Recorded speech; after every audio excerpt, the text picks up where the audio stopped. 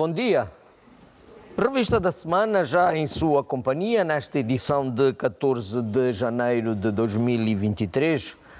Saúde para começar, Eugênio Clemente. Bom dia, Manel. Bom dia aos telespectadores. Analista residente, o primeiro a chegar, depois de superar todos os obstáculos que encontrou pela estrada, certamente. Exatamente. Não vamos, de alguma forma, temos que admitir que não queria retomar a expressão de que Luanda não está preparada, não é? Não é isso. Sim, seja um vulgarismo, como já não é um comum. Então, dizer apenas que o não estar preparado de Luanda, até aquilo que parecia estar em condições de suportar a chuva, já não suporta. E, sobretudo, ao nível do pavimento asfáltico, que acaba por receber dos eixos não asfaltados, quando chove, muita areia, muita terra e muita pedra, entrando para o pavimento e encontra também determinados pontos que criam vários buracos. Hoje, praticamente, circular pela cidade e não passar por 4, 8, 10 buracos é quase que impossível. Isso obriga-nos, Eugênio, a de repente termos que repensar as nossas rotinas. Ou seja, face aos compromissos que temos, nós temos que antecipar as nossas horas de saída em 1, 2, 3 horas, quer dizer, para, no mínimo, não comprometermos a nossa imagem, as nossas obrigações, o nosso trabalho, não é? Por isso é que já de um tempo a essa parte se discutia como é que se vive, se nós vivemos, e se acabamos por ter a qualidade de vida e as condições que de alguma forma criam esta saúde emocional para quem vive numa capital como a nossa. E realmente a sustentação é que é um perigo à nossa saúde. Gostaríamos de perceber isso dos psicólogos. Mas, pois, era isso, quer dizer, todo mundo iria, durante muito tempo, fala das implicações. Exatamente. Que isso representa na nossa saúde, na economia, nas relações sociais, enfim, tudo, mas no fim do dia... Não, no fim do dia não aparece uma instituição que acaba por assumir a coleta destes dados para uma perspectiva de que geração nós teremos para aquelas pessoas que hoje estão na casa dos 30, 35 anos, 40 anos, a acordarem às 5 ou 4 da manhã para se fazerem o trânsito, chegando até às vezes muito mais cedo aos seus locais de trabalho e terem que começar o dia às 8 horas, a jornada laboral, notamos que há um desgaste já do ponto de vista emocional dessas pessoas. E agora temos que perceber como é que essas pessoas serão em idade velha? Terão energias suficientes para serem velhos saudáveis?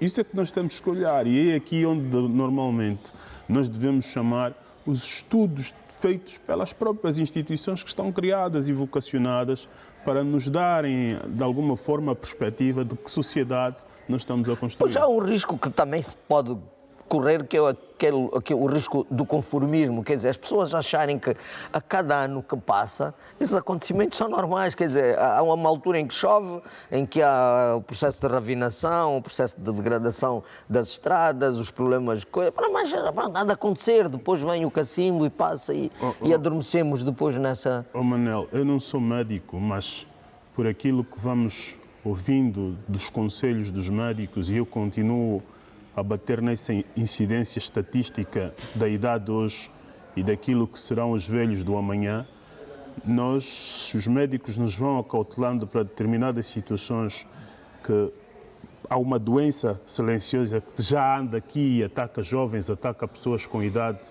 que é a questão da falência renal, não é? Como é que essas pessoas, com esse stress todo, durante o fim de semana, o que mais procuram fazer é descansar o máximo para terem energias para suportar a jornada seguinte da semana que vem. Eles acabam por não ser pessoas saudáveis, passeiam pouco, até porque têm poucas margens de manobra, mas a mobilidade também é condicionada, exatamente. Mas nós podíamos resolver isso se, do ponto de vista de resposta de infraestruturas capazes de impactar o desenvolvimento social, de facto estivessem a funcionar. E vamos olhar aqui para uma perspectiva. Já de um tempo a essa parte, quando se lançou a mobilidade marítima dos catamarãs, já se assistia pessoas a conduzirem dos pontos Benfica, Quilamba e deixavam as viaturas nos terminais e apanhavam os catamarãs até a Baixa de Luanda e depois iam mais relaxados para os seus locais de trabalho. E o que é que nós assistimos? Houve uma inoperância desse serviço, o trânsito continua a ser um trânsito... Inoperância, falência. Olha, eu queria ser um bocadinho mais modesto. Né? Então, há um retomar das longas filas, não é, chamadas anacondas do trânsito, que parecem filas intermináveis, até 9, 10 horas, para pessoas que têm que estar nos seus postos de trabalho às 8 horas para servir o cidadão. Então, isso nos leva a refletir que temos que trabalhar mais, temos que sintonizar melhor a questão do investimento público. E mais, fala-se muito da necessidade de uma intervenção nas vias secundárias. Luanda tem, por exemplo, não se admite que continuemos com vias pavimentadas, as chamadas principais, depois há eixos que entram para essas vias principais totalmente em base primária, arenosa. Mas quando chove, nós temos uma cidade que emite muito pó.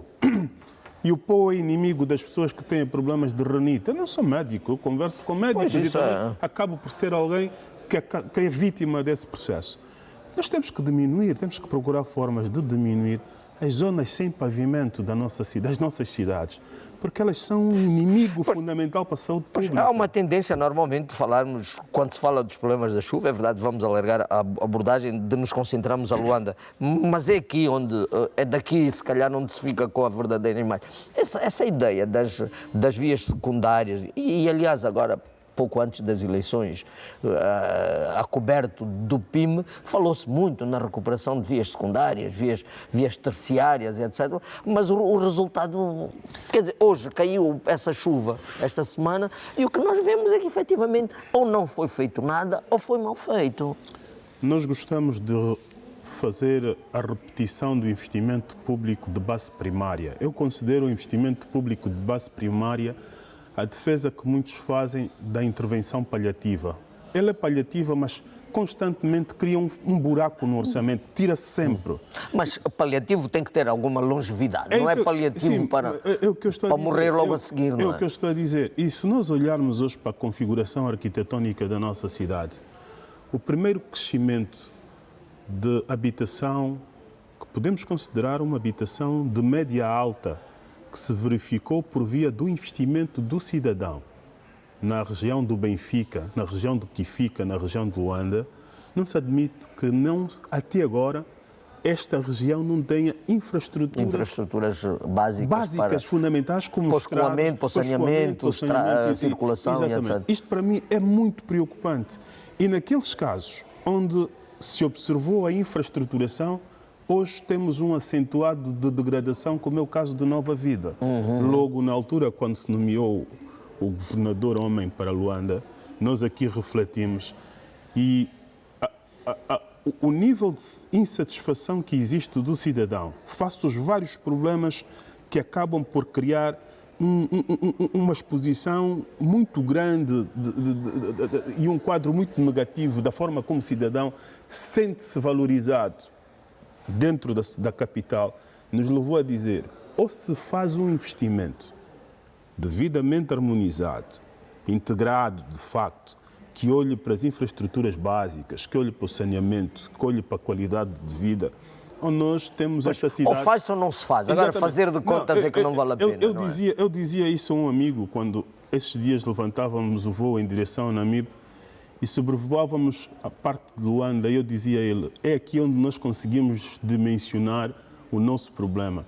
E eu trouxe-lhe um exemplo. Lembras-te quando estudávamos, quando o professor já não tinha mais tempo, ou melhor, não tinha mais matéria para aproveitar o tempo, ele colocava um exercício no quadro e os professores ficavam no corredor a conversar. Quando ele entrasse para a sala, ele perguntava, já resolveram? Ah, não, cada um apresentava um resultado e o professor escrevia NTS, não tem solução. Nós não podemos chegar a esse ponto. Isto é uma chamada de alerta, porque se nós não conseguirmos de alguma forma, aplicar uma requalificação que é quase que impossível, não acredito que haja orçamento para requalificar do ponto de vista urbanístico esta cidade, então vamos procurar aproveitar aquilo que é possível, que é de alguma forma dar infraestruturação aos nossos bairros, à nossa cidade. E chegamos a um outro tópico dessa questão, que são as cheias no Cunene, quer dizer,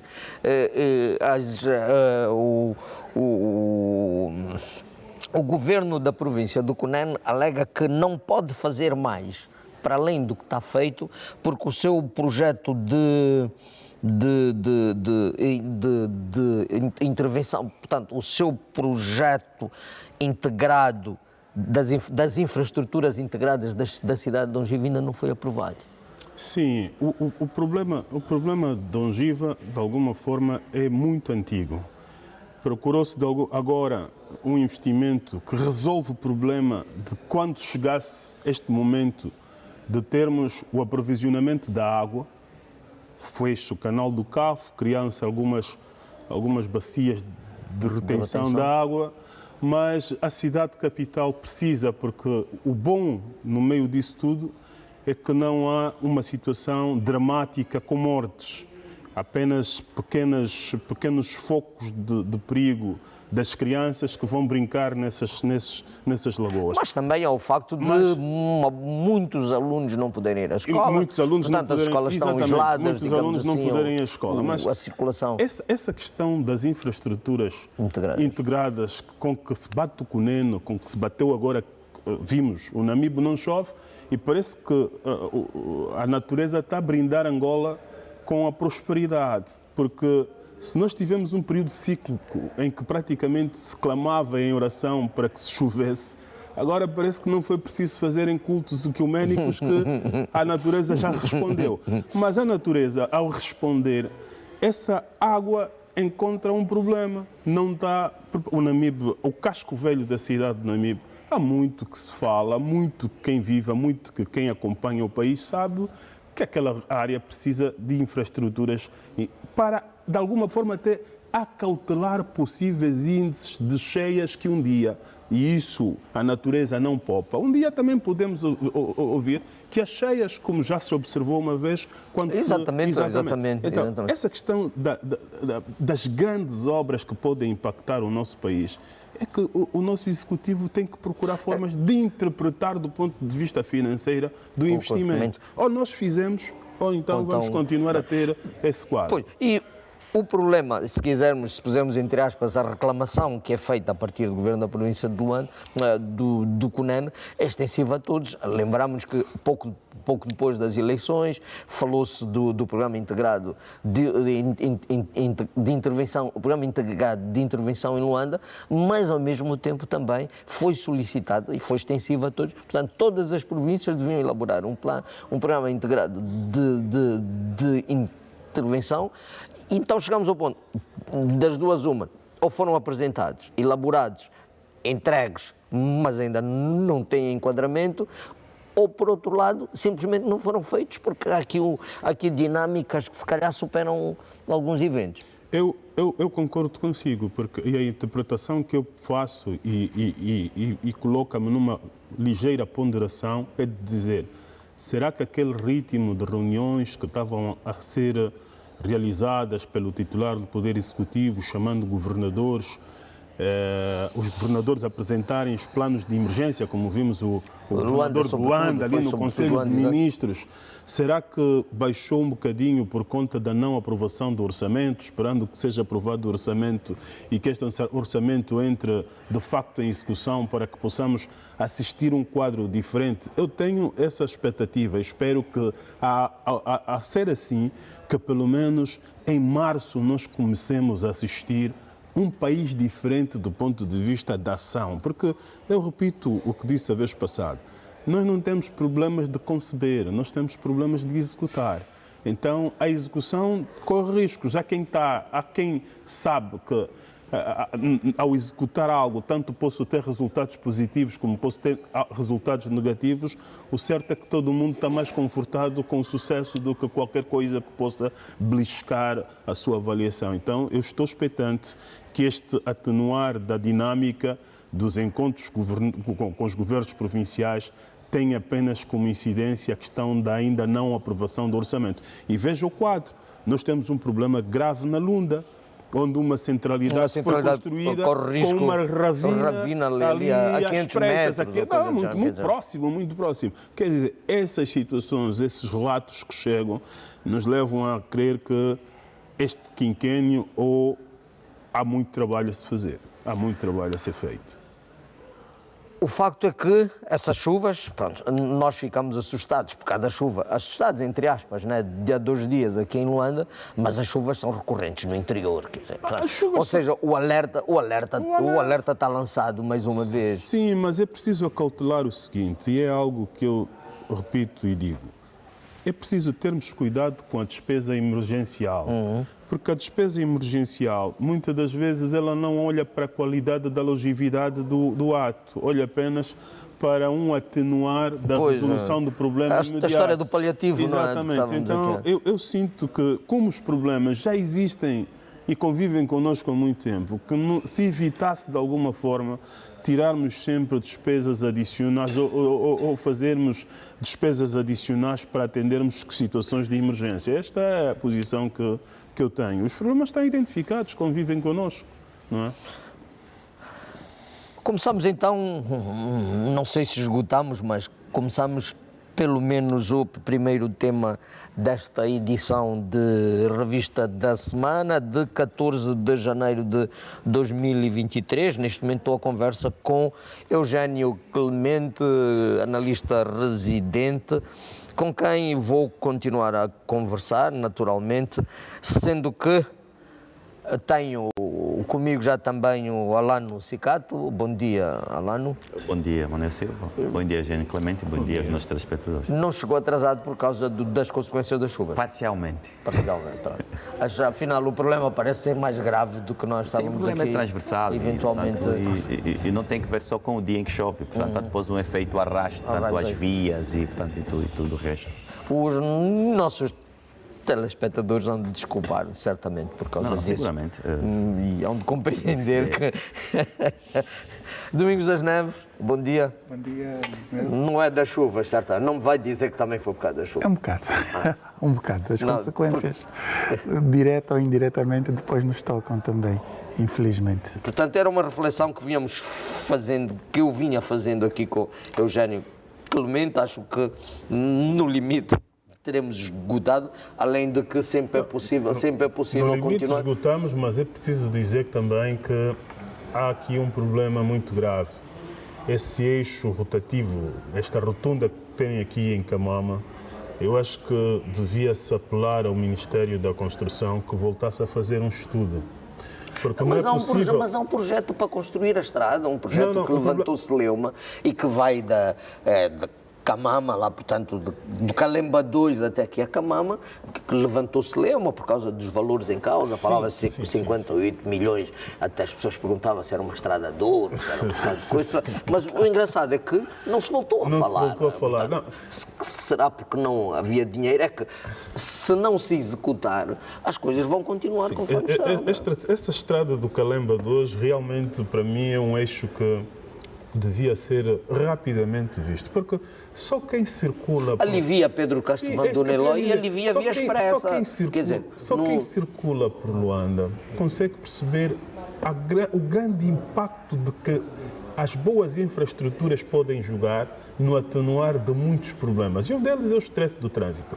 Mas eu também falo do eixo de curvatura dessa rotunda, porque há ali uma convergência de pontos que já não vai aguentar e não suporta e cria um constrangimento desnecessário. Ou seja, o investimento previsto só poderia significar uma melhoria substancial. Exatamente. Não é possível.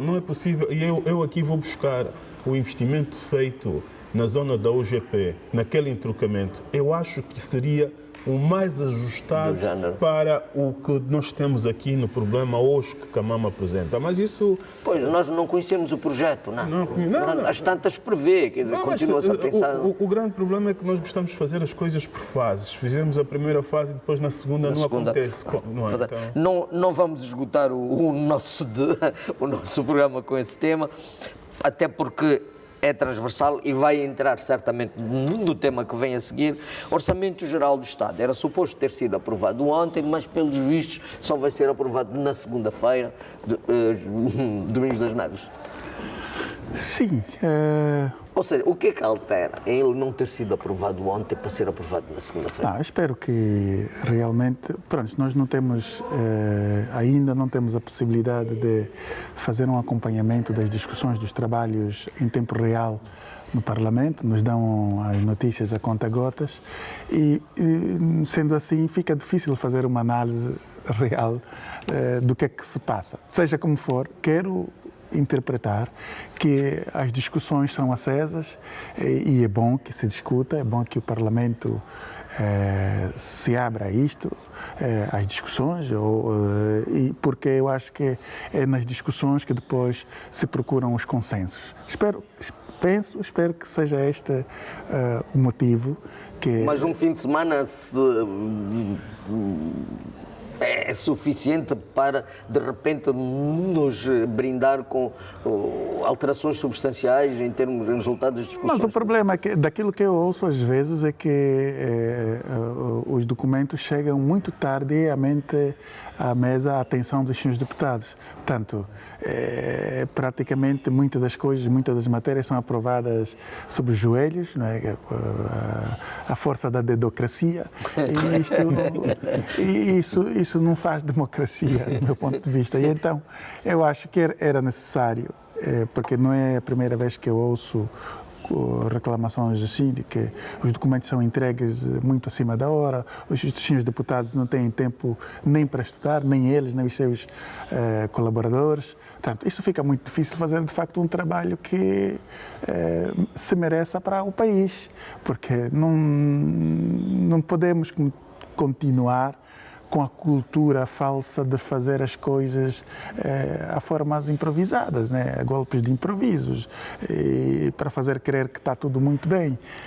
E isto são suposições, repito, são suposições porque nós não temos ainda um canal, por exemplo, televisivo ou radiofónico, que nos permita, em tempo real, acompanhar os serviços, os trabalhos, as plenárias. Mas a Rádio Nacional acho que emite as sessões em direto, não é? Bom, eu creio que sim e que não. Confesso-lhe que...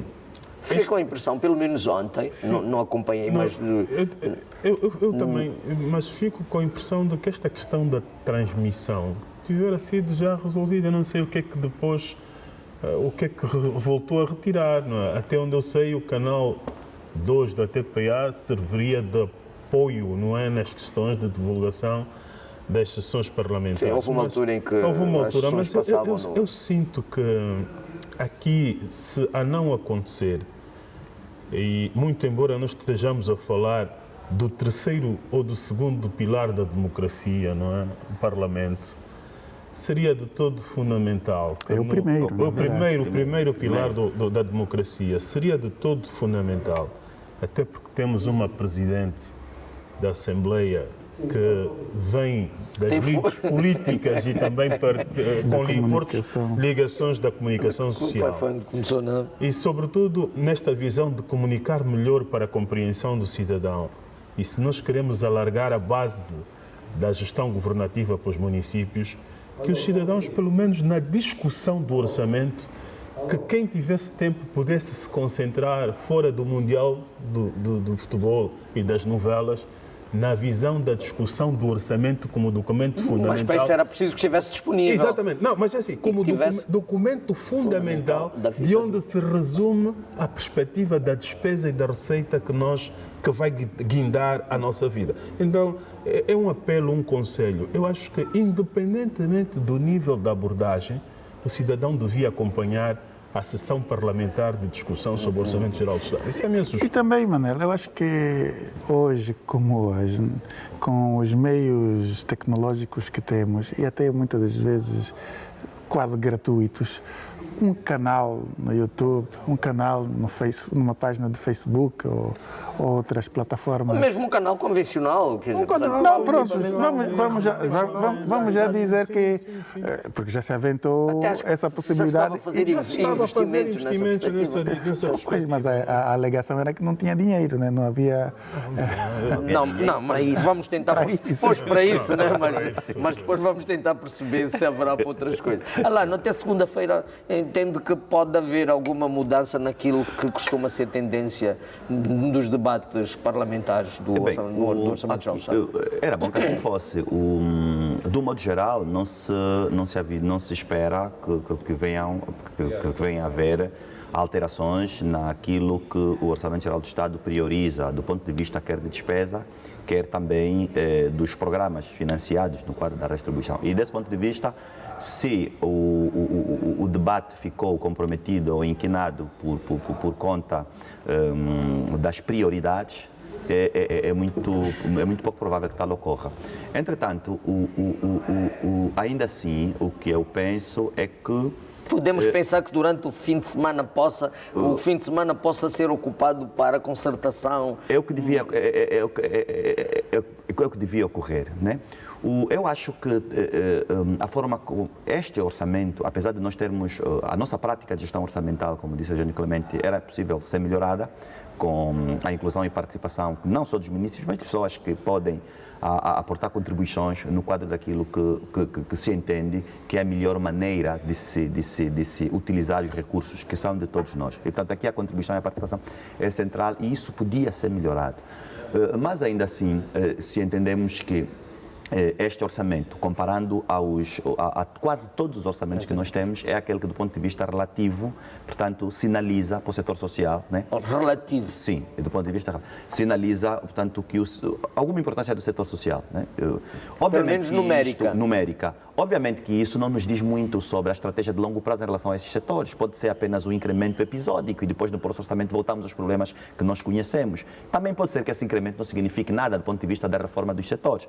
Várias coisas podem ocorrer, mas é aquele que julgamos por aquilo que é a reivindicação, por exemplo, quer da oposição e quer também de outros setores, portanto, que reivindicam um orçamento melhor orientado para o setor social, é aquele que, portanto, embora distante, mas em relação aos outros, melhor atende.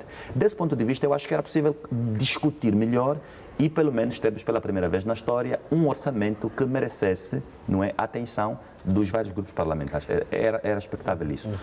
O que nós temos não temos um orçamento participativo, na verdade, na essência, não. No conceito de participação, nós não temos isso.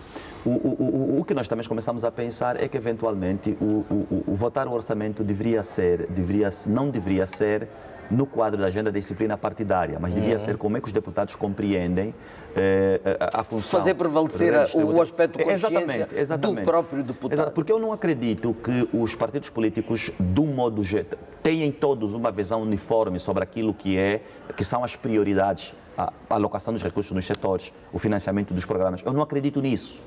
E então, o que vai acontecer é que a bancada do MPLA vai votar a favor. E, portanto, a bancada maioritária da oposição não vai votar ou contra ou vai abster-se, os outros mais pequeninos também. Exatamente. Ficarão... E esta forma, por exemplo, de se olhar para o debate em relação ao orçamento, que eu acho que não faz muito sentido, porque o Orçamento Geral do Estado, a forma como nós olhamos para as prioridades, ela varia de deputado para deputado, de pessoas para pessoas, de setores para setores, da educação para a saúde. Quem está na educação e acha que deveria ser melhor alocado, pode ter uma perspectiva melhor de quem está na saúde. Mas a disciplina partidária obriga a dedocracia, para votar, para usar a expressão do Dr. Domingo Neves, para o Orçamento Geral do Estado não é a melhor forma de fazer. Portanto, aqui há espaço, nestes debates, para mais do que se reforçar o poder dos partidos políticos, se empoderar a decisão individual do deputado em relação a esses temas. O que vai acontecer no fim é que há votação a favor, contra ou abstenção, etc, etc, e E depois é a atribuição de responsabilidades. Nós votamos a favor porque temos sentido de Estado, de nação e de patriotismo. Vocês votaram contra porque não são, vocês, pronto, não são a favor, não têm a noção da construção do Estado. E eu acho que, ficamos já é possível, por aqui, não é? Fugirmos desta dicotomia que em nada agrega valor à forma como nós debatemos os principais documentos. E que são mesmo lugares comuns já, que não, E o Alano já não impactam na análise das pessoas. Não faz aqui uma chamada de atenção que fazia a minha reflexão quando vinha. Se vale a pena, no debate da discussão do orçamento, versar-se sobre uma dicotomia política ou se, na discussão do orçamento, os deputados, independentemente da matriz da sua bancada parlamentar, pudessem exprimir aquilo que são os anseios dos quereres das regiões que eles representam. E depois o que é que nós assistimos? Assistimos, e eu tive a acompanhar um vídeo que está a circular de um deputado que representa a bancada parlamentar da oposição pelo círculo do Namibe, que é a terra com quem me identifico umbilicalmente, não é? Então, mas ele fez uma abordagem, que é uma abordagem que faz parte do cotidiano de quem vive lá. Agora, por que os outros não fizeram? Foi ele que levantou a questão do condomínio construído e abandonado, etc., no mandato anterior. Exatamente, levantou muitas questões que não vale a pena. Aquilo que ele disse não é da oposição, é o que o cidadão lá sabe e sente. Os outros... Mas se a maioria não se identifica, certamente vai. Não. Aliás, o exemplo foi, pronto, foi na sexta-feira, na sexta, na quinta-feira, a proposta da UNITA para se debater a questão da comunicação social, onde, mais uma vez, ficou acentuada a divisão clara que existe. Mas quer dizer, não é para isso que nós queremos o Parlamento. O grande problema, nós não queremos o Parlamento nessa dimensão. E as pessoas têm que saber, nem sempre quem aponta, isto dá um sinal de alerta, é contra, queira o derrubar o governo. É mentira isso. Só que não se pode assistir que a estrada Lucira-Namibe, que é um eixo fundamental para encurtar uma viagem. A viagem Namibe-Luanda hoje são... A obra é de há quanto tempo? A obra tem mais de 16 anos. Não é possível. Portanto, se calhar tem sido enquadrada no orçamento em 16 orçamentos. Em 16 não, né? É 4, 8, 12, 16, em 4 orçamentos pelo menos. Eu já não olho para não, em 16 orçamentos, eu já não olho para esse enquadramento financeiro. Eu olho para a matriz de desenvolvimento. Como é que nós vamos querer assegurar uma qualidade de mobilidade nacional quando um eixo daquele que diminui mais de 3 horas de viagem entre Benguela e Lubanga... E voltamos à questão das estradas. Voltamos à questão das estradas. É uma chamada... Este executivo, este ciclo governativo parlamentar é novo. A senhora Presidente da Assembleia não deve poupar esforço de inovar o Parlamento. O discurso dela foi exatamente. Promissor. Ela tem que inovar o Parlamento. E os deputados que estão nesse ciclo, muito embora houve uma continuidade, uma renovação na continuidade, mas os deputados também têm que escrever uma matriz da história. Exatamente. Dizer, nós temos que sair da dicotomia, da discussão parlamentar de partidos quando nós estamos a olhar para o situação e oposição. Aliás, essa legislatura tem muita juventude. Nós não podemos aceitar que pessoas de 30 a 40 anos já não queiram evoluir. Queiram fazer uma discussão completamente partidocrata, sem ideias que possam fazer o país avançar para frente. Não é para isso. Portanto, o Parlamento tem tudo para ser uma coisa diferente. Tem na sua composição neste momento. E mesmo sem sair da matriz da disciplina partidária. Mas nós temos que, assim, os deputados já são eleitos por via de uma lista. Não. Eles são pouco conhecidos. Exatamente. É no Parlamento, dando a voz ao cidadão, a expressão da visão do país que eles têm, que os seus eleitores que não os conhecem vão passar a perceber até que ponto é que valeu a pena ter este cidadão como meu representante na Casa das Leis. Seria bom que eles falassem, são 220 deputados, né? Sim. Eles têm que falar. Desculpa, mas eles têm que falar. Bem ou mal, nós temos que saber o que é que eles pensam. Mas falar de moto próprio ou falar transmitindo a mensagem nos termos da sua bancada? Transmitindo a mensagem nos termos da sua bancada, mas versado sobre os alicerces do que é que eles esperam da sua consciência. Exatamente. Eu acho que é momento de toda essa juventude que está no Parlamento serem, dessa vez, eles a ajudarem os seus partidos. Já houve um período em que os partidos ajudavam toda essa juventude, com cargos, regalias e tudo isso. Mas agora chega o momento de evoluir. São eles, com a formação e a experiência desse mundo globalizado, que têm que ajudar as suas organizações políticas a evoluírem. Sim, Não é? sim. Eu concordo. Mas depende, quer dizer, aqui é preciso também procurar interpretar como é que se materializa a chamada ditadura das ideias, né? Porque e este é o cerne da questão, do meu ponto de vista, naquilo que tem se chamado disciplina partidária, que é mais forte, que sufoca as consciências das pessoas individualmente. E ainda mais reforçado com o aspecto bizarro da democracia, né? Porque as pessoas têm medo, ainda têm medo. Sim, mas, doutor Neves, eu não sei se essa disciplina partidária encontra respaldo no medo. Eu acho que isso é como a tal ideia das ordens superiores. Também no medo. Também no medo. Mas isso é assim. Não, mas o que nós vemos é que em círculos muito restritos a opinião é uma. Mas Sim, quando é para esse é dar a outro cara, tema. a opinião é totalmente. Porque Essa é a sensação que eu tenho.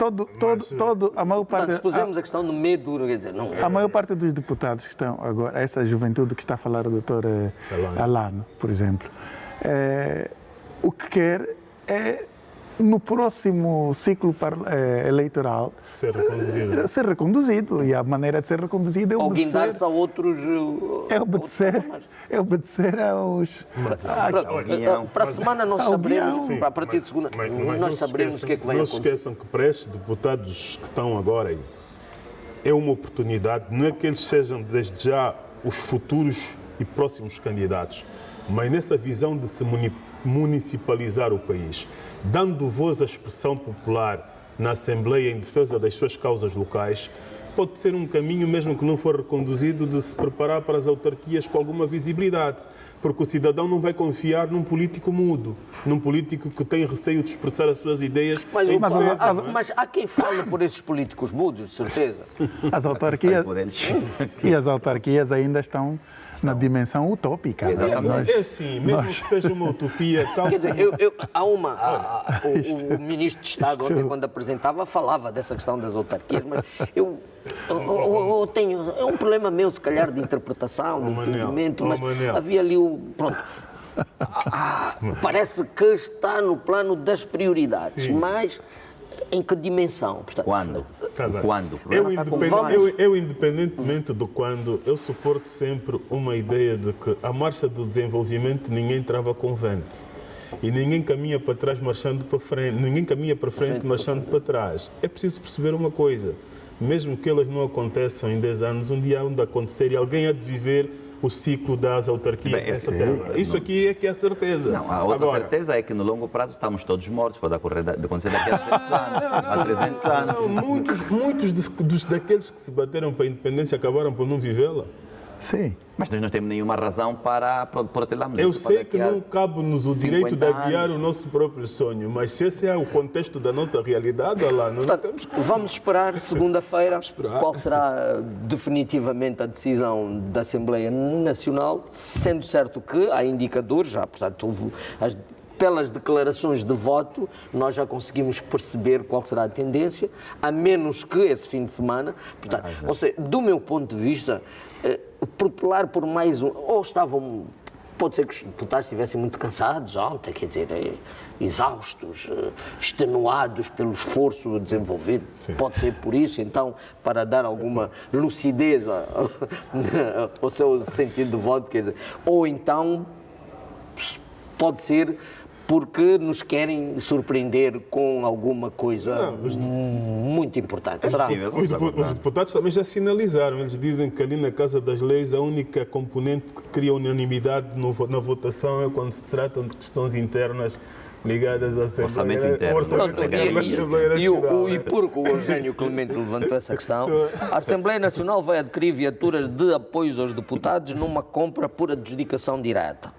Vai custar aos cofres do Estado 11 mil milhões de kwanzas, que, segundo a análise de um dos nossos colegas, que representa o dobro do valor estimado por viatura. Portanto, ao cálculo que foi feito, o valor que está na mesa se representa o dobro do que seria necessário para a aquisição das referidas viaturas, que não têm nada de especial, são mesmo só viaturas de apoio e, portanto, e são questões internas que se calhar não vale a pena trazer por aqui, não é? Por isso é que eu disse, como os próprios deputados da cidade nos fizeram crer que o único momento de unanimidade é a votação, É quando diz respeito a diz todos. respeito a todos, então se já passou é porque estão de comum acordo, não é? Que façam bom uso, Bom proveito das viaturas que acabam de ser entregues. Não é? Passemos então para um tema que também tem estado a mexer com a sociedade e que nós já abordamos aqui a semana passada, que tem a ver com a problemática do tráfico de drogas em Angola. Falamos aqui a semana passada na base do que circulou nas redes sociais, de uma reação do Serviço de Investigação Criminal. Ao longo desta semana surgiu mais um elemento que ninguém sabia, pelos vistos, de que um barco de pesca que estava retido na Polícia Fiscal, afinal de contas foi roubado e foi roubado em outubro e apareceu em novembro ou dezembro na Espanha. E foram descobrir 3.300 toneladas de droga, cocaína. E alguém ainda entendeu por bem estabelecer uma relação. É a quantidade de droga que em setembro havia sido apreendida aqui em Luanda. Ou seja, a quantidade, o peso, o valor que está em causa e que estava nesse barco corresponde exatamente àquele valor. Portanto, comentários. Bem, eu acho que a última vez nós... Se calhar estamos num plano de mera coincidência de factos, não? As coincidências, quando são sucessivas, portanto, há espaço para reflexão. O que nós no fundo, nós, na última vez, nós já dissemos que começa a preocupar a forma recorrente com que se vai discutindo, identificando e associando portanto, determinados serviços que deviam proteger e, portanto, e servir do garante, não é, de toda a segurança em relação a essa questão de tráfico de droga. Portanto, quando se associa a algum laxismo, alguma vulnerabilidade de estruturas como estas. Portanto, isto dissemos a semana passada e esta semana somos surpreendidos com a informação deste barco. Eu tenho receio que estejamos a evoluir para um quadro em que o tráfico de droga, portanto, tenha assumido proporções alarmantes. O tráfico de droga ele é muito complexo, porque as redes depois têm ramificações em vários países e têm uma força para poder, para poder gerir, portanto, estes processos e corredores muito perigosa e se precisa. E os países precisam muito rapidamente conseguir travar isto. A não se conseguir no longo prazo, quando se empoderam os grupos, fica cada vez mais complexo fazer. E desse ponto de vista, eu acho que já começa a chegar o momento em que as forças de defesa e segurança, portanto, e os seus mecanismos, os seus instrumentos de apoio devem parar para refletir, afinal de contas, o que é que está-se a passar no país. Consegue-se perceber, quando se anda pela cidade, quando se está num ou noutro lugar, consegue-se perceber que, eventualmente, o consumo de droga pode ter aumentado. Os problemas sociais que daí se ramificam também, os sinais que a sociedade se vai apresentando, não são apenas sintomas de pobreza e exclusão. Há também aqui, portanto, algum acentuar do consumo de estupefacientes, do consumo abusivo, portanto, de bebidas alcoólicas e drogas. E, portanto, há espaço para começarmos a pensar que, do ponto de vista sociológico, o que é que está a acontecer com determinados grupos e segmentos sociais. É óbvio que a droga não é um problema, não é só um problema das classes mais marginalizadas. O consumo de droga... Muito pelo contrário. Muito pelo contrário. O consumo de droga hoje é transversal a todas as classes e aquelas classes com maior rendimento acabam tendo acesso a drogas mais pesadas. E nós precisamos parar, portanto, para estudarmos, como sociólogos, psicólogos e também a Igreja, para percebermos o que é que está acontecendo do ponto de vista do consumo das famílias. E os órgãos de defesa e segurança pararem para perceberem quais são as vulnerabilidades que estes setores ainda têm, no sentido, portanto, não é coincidência que se fala de droga, portanto, há 3 semanas atrás, com nomes inclusive indicados, e, portanto, semanas depois, o barco que estava a cuidado da Polícia Fiscal aparece na Espanha também com droga. Para aparecer na Espanha, passou por vários outros países. Passou pelo Gabão, pelo Senegal, portanto, houve depois o envolvimento dos serviços de informação desses países. Tudo isso quer significar que o tráfico de droga, no nosso contexto, pode não ser só episódico, eventual e acidental, já começa a ser uma rota tanto organizada. E quando é assim, é momento para pensarmos e refletirmos, porque se perder o controle, dificilmente se volta ao ponto inicial. Quando circula a informação de que a PGR está a investigar essas alegações que envolvem altas patentes do SIC e de agentes de tráfico, é porque não há fumo sem fogo. Bom, Manel, nós temos estado, de alguma forma, a divulgar com as nossas ideias, não só aqui, em outros ciclos e em outros espaços da televisão. A televisão vai chamando pessoas para emitirem juízos de valor sobre a matriz do país que queremos. E temos que ser certos de que a lei não se compadece com a moral. E quem está para servir a lei está para garantir a que o nosso Estado tenha, de alguma forma, pilares de sustentabilidade.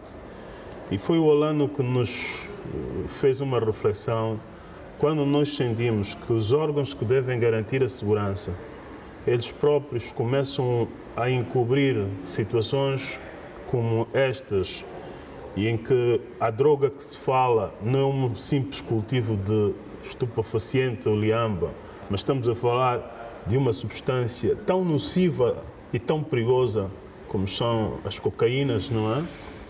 Isso nos leva a crer que, em minha opinião, o próprio comandante em chefe devia rapidamente avaliar o Conselho Nacional de Segurança para saber se nós somos, em que grau, um território ameaçado pelo tráfico pela rota do tráfico internacional de drogas. Isso é que é fundamental. E continuo a dizer, a lei não se compadece com a moral. A moral é tratada nas instituições, os estudos fazem-se, mas o Estado aplica os pilares e os comandos da lei para garantir que nós possamos viver em condições de segurança. Logo, em minha opinião, é preciso chamar os nomes às suas realidades. A droga de cocaína e outras pesadas.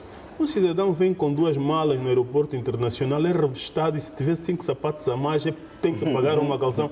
Quase que um cidadão em sã consciência tem receio até de saber que trazer alguma coisa... Não... Agora, como é que nós conseguimos ouvir relatos que nós somos um ponto de passagem, que a droga que chega em Angola vem da África do Sul e vem do Brasil? Sinceramente, meus senhores, ou se corre com toda a segurança que está aí, nesses lugares, nas fronteiras principais, ou então alguma coisa está a servir todo o mundo. E só para finalizar... O que eu gostaria de colocar aqui a reflexão é o seguinte.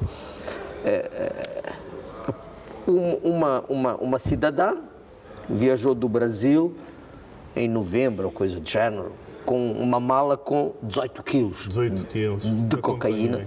Portanto, em janeiro... desfez-se o novelo todo da história, conferências de imprensa, envolvimento, Em outubro é desviado um barco onde se encontram 3 toneladas e 300 quilos de cocaína, conforme se cuida. E ninguém sabe de nada.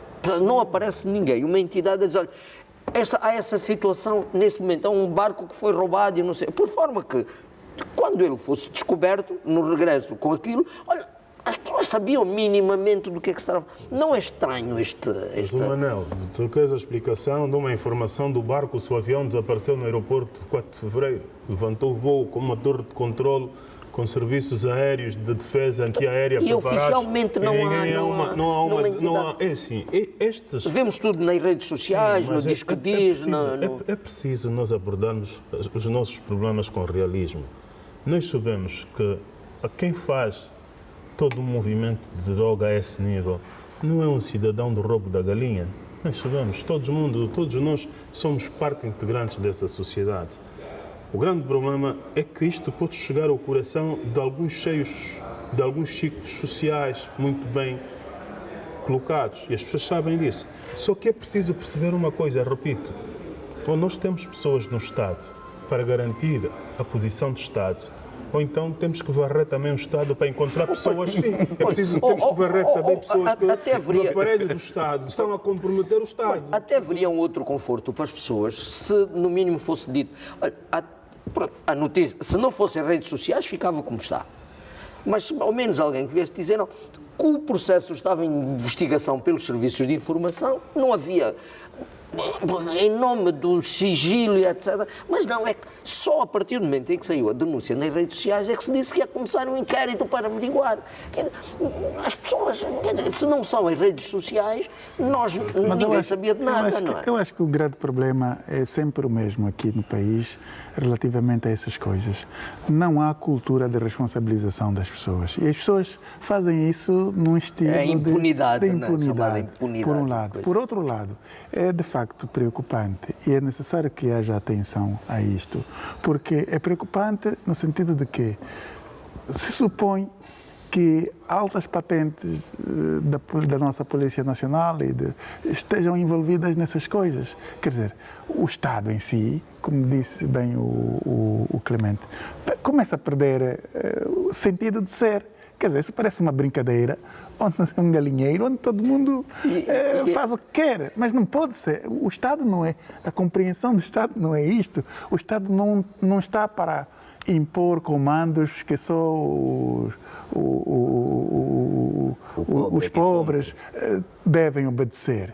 Porque o que vai acontecer é que, de facto, e isto não vai ser a primeira experiência no mundo, e quem conhece um bocadinho a cultura das máfias, é assim mesmo que funciona, fragilizam o Estado, anulam o Estado. Substituem-se ao Estado. E temos de dançar a música deles. Isso vira... Mas então vamos transitar para outro tópico que configura certamente essa imagem. Só para concluir isto. E é preciso que o Estado, tal como não esteve em condições na altura em que se começou o combate à corrupção, de ter magistrados tecnicamente preparados, também precisa preparar tecnicamente magistrados, porque não basta só a PGR agora vai pegar... Não, é preciso ter magistrados que tenham competências para isto. Isso não é assunto... O narcotráfico não é um assunto de brincadeira. Não é para qualquer um. Não é para qualquer um. E é preciso ter coragem, competências para poder fazer esse tipo de trabalho. É que nós temos, por outro lado, uma grande exposição, quer dos nossos agentes da Polícia Nacional, até dos serviços de inteligência, imagino então os magistrados, né? Quer dizer, esta exposição depois traz a chamada vulnerabilidade. E vulgarização das instituições. E então, entramos para o Conselho Superior da Magistratura, expulsa juiz acusado de se apropriar de bens de cidadãos com processo de injustiça. Ninguém sabia disso também. Até que, nas redes sociais, uma vez mais, fomos encontrar e confirma-se que, afinal de contas, juiz José Pereira Lourenço, mais conhecido por Zeza, montou um esquema de desbloqueio e transferência de quantias de valores em contas de antigos dirigentes que estão a ser investigados. Portanto, oficialmente, eu não sei, eu estou muito distraído, na verdade, mas oficialmente estamos a falar de um juiz e de um ato como este, quer dizer, num processo que combate contra a corrupção, que foi bandeira, quer dizer, portanto, chegamos a esse ponto. Estamos em presença de quê? Não, estamos em presença de uma má interpretação daquilo, porque de alguma forma o titular do Poder Executivo, o Presidente da República, é chefe do Executivo e comandante em chefe, não é? E assume, de alguma forma, a harmonia sobre o que a nação espera com os outros três poderes, certo, não é isso?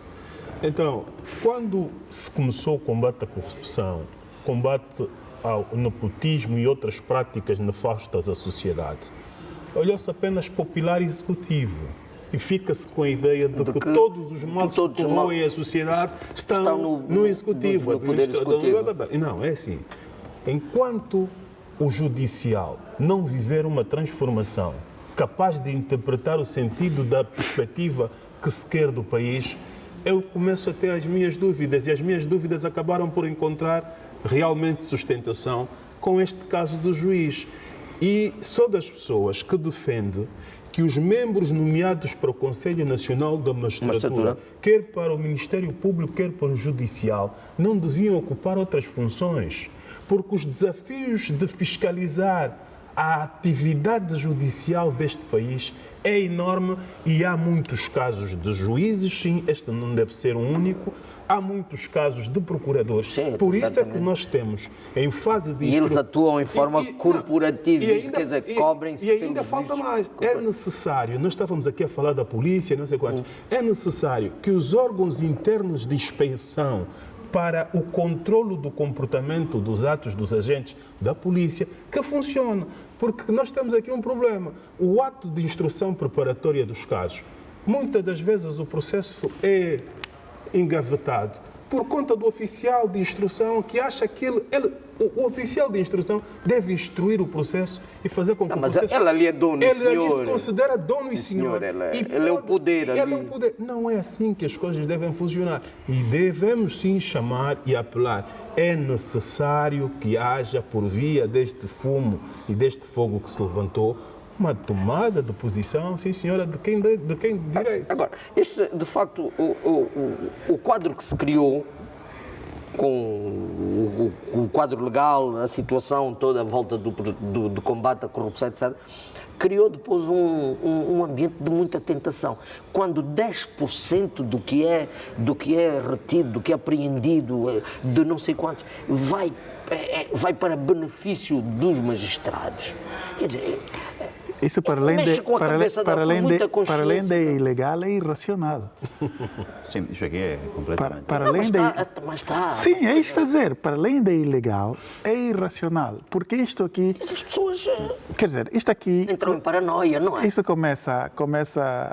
Pronto, há uma fragilidade de base aqui no aspecto jurídico, judicial no nosso país, é que nós, de certa forma, fazemos parte daquilo que nós chamamos da família socialista. E um dos defeitos da família socialista é que a política se sobrepõe ao direito.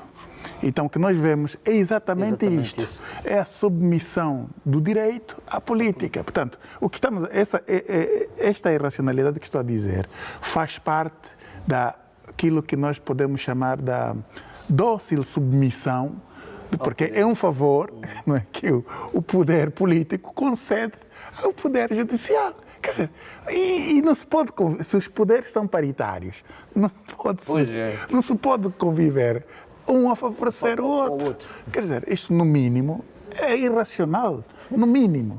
E outro caso, quer dizer, é normal juízes ocuparem residências ilegais que eles supõem ser-lhes merecidas no quadro, outra vez, desse processo de recuperação de bens, de chegarem juízes e ocuparem os apartamentos. Permita-me, é normal. Quando chegamos, quer dizer, um juiz dá-se a isso. O problema é que, eu tenho estado a dizer às vezes nas reflexões públicas que faço, é que aqui, quer dizer, uma lição de base que aprende-se quando vais à faculdade de Direito é que, no caso, o juiz decide com base na lei e na sua consciência. E em nome do povo. O problema é que, quanto à lei, se calhar estamos resolvidos, mas porque hoje encontramos realmente juízes e magistrados que decoram os códigos de cor e salteado e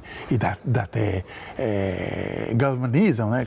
Mas o problema é a educação da consciência. Isto ali não se fez nenhum investimento, não se faz nenhum investimento para educar a consciência do juiz. Daí essas aberrações que depois passa a ser como uma cultura normal, de normalidade. O que prevalece é a ideia de que ele está incólume, ele está protegido, portanto não pode ser, portanto não lhe vai acontecer nada, ele está ali Tem imunidade. Porque o próprio órgão que devia acompanhar isso, que é o Conselho Nacional, Conselho Superior da Magistratura. Conselho Superior da Magistratura, eu sou, desculpa, mas eu não aceito, não posso aceitar que com tanto trabalho os membros do Conselho Nacional do Superior da Magistratura ainda são quadros de uma outra entidade. Não pode. Eles têm que ter uma área própria para trabalhar, porque este país, neste quesito, há muito trabalho para garantir o Estado de Direito. Não, mas quando os juízes tomam de assalto... Primeiro a questão que se coloca é... Quer dizer, para mim... Hoje, quando a grande discussão, quando se começou o combate à corrupção... Precisamos ir a intervalo lá. O combate à corrupção veio... Continuamos a seguir? Vamos continuar a seguir, então, depois do intervalo, retomaremos este tema para continuar a sua análise. Caro telespectador, breve intervalo e voltamos a seguir.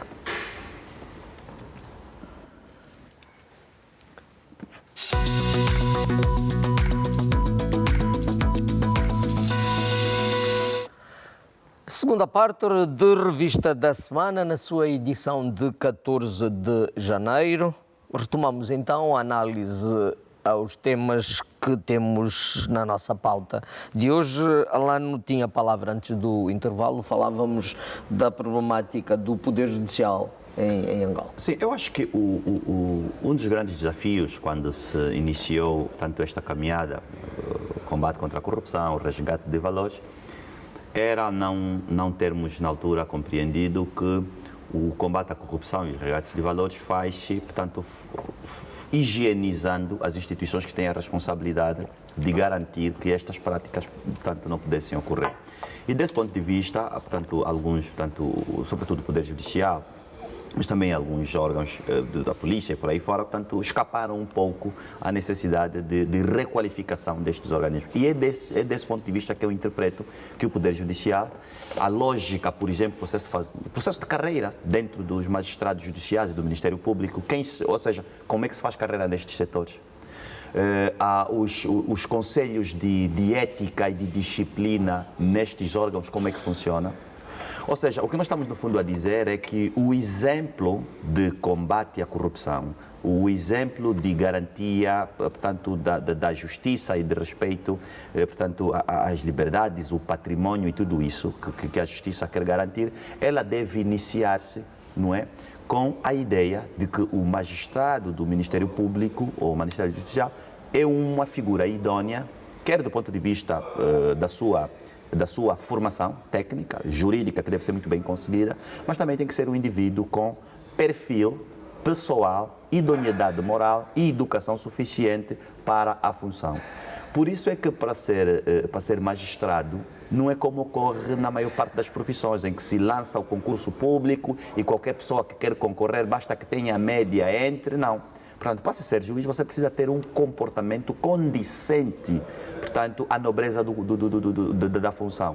E o que aconteceu nos últimos anos foi a deslocação da ideia da nobreza da função. E hoje, portanto, temos nestes órgãos pessoas que estão na corrida também para o enriquecimento, e se não se reforçar as comissões de ética e disciplinar e não se publicitar os atos de penalização contra aqueles que violam eles próprios leis que deveriam utilizar para proteger, portanto, a sociedade, não se consegue ter um sistema, portanto, um sistema de justiça que funcione. Porque a ideia de termos juízes a ficarem com edifícios que não os pertencia, a serem compensados por decisões que tomam contra os processos que estão a ocorrer. Portanto, isto aqui é, primeiro, eventualmente também a promiscuidade entre o Poder Judicial e Poder Executivo no quadro da proteção, a sensação de que nada vai acontecer, o que tiver a acontecer lá mais acima,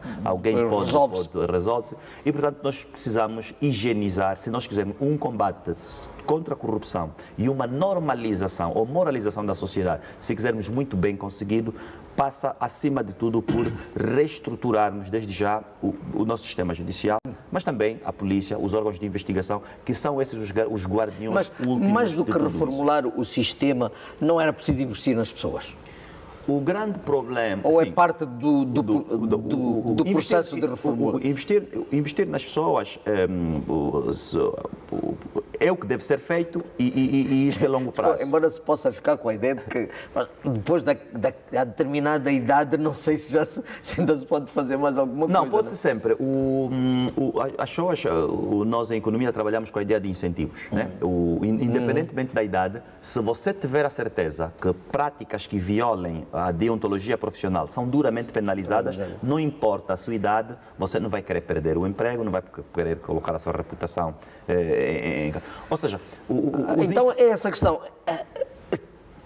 Onde é que está a idoneidade de quem fiscaliza a ação e atividade dos juízes? Essa é que é a questão.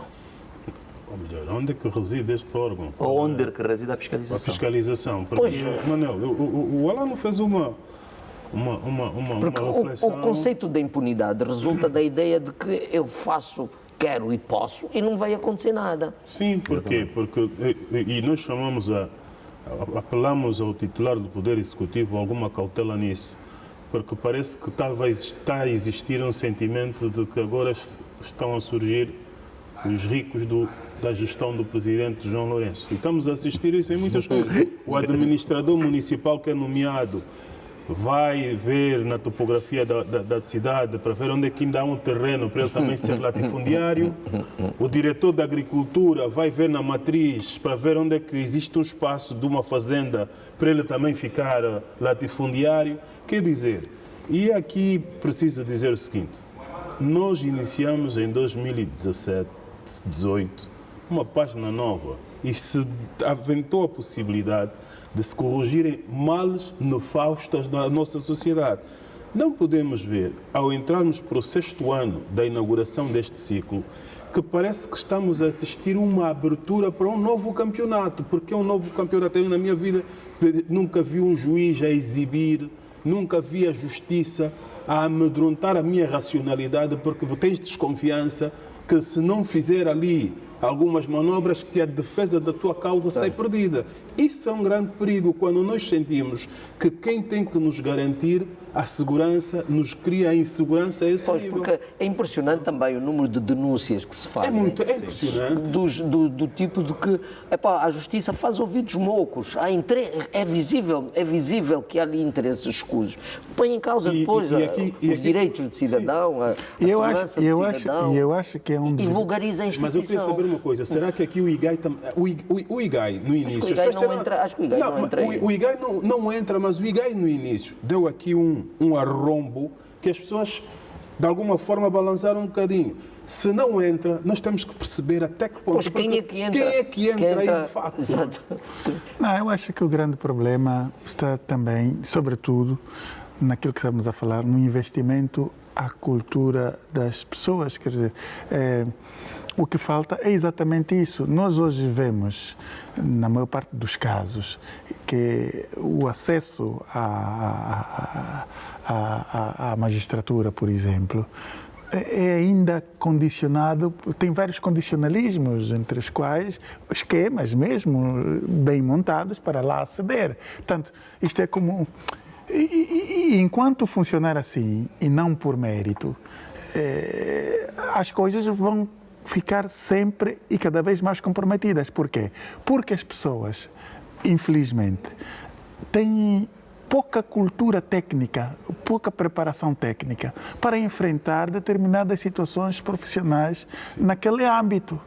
E então, e às vezes dá uma sensação que faz de propósito, agora então mais do que nunca, os magistrados são produzidos como se produz o pão. Quer dizer, isto é um bocado comprometedor. A linha de produção está a funcionar. Mas atenção, doutor Neves, há o pão que só cresce por volume, do fermento e cujo miolo é um problema passado. Não, aqui o problema também, Manel, está mesmo na questão da impunidade que este setor está versado. Mas, repito, juízes, procuradores, oficiais de instrução e também o próprio órgão de gestão da Ordem dos Advogados, também, porque aqui Há pessoas que têm que ser expulsas para servir e dizer não, é preciso expulsar. É assim, é necessário que se tire... Não, mas tem que ser público. Tem que Quer ser dizer, público. no caso desse Sim, magistrado que foi expulso Tem que ser. e que não se tornou público,